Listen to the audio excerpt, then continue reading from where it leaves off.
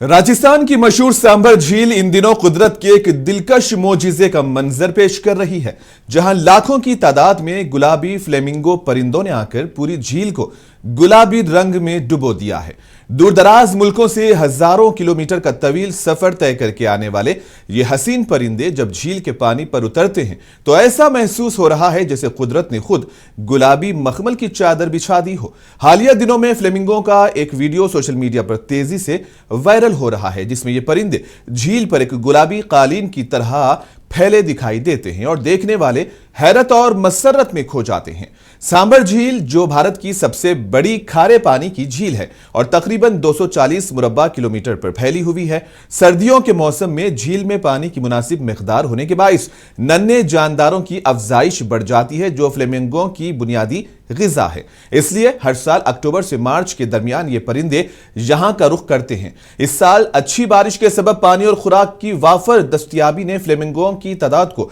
Record सतह तक पहुंचा दिया है और माहिरीन के मुताबिक इस वक्त झील में 2.5 लाख से ज्यादा फ्लेमिंगो मौजूद हैं, जिसकी वजह से सांभर झील किसी ख्वाबों के मंजर से कम नहीं लग रही है।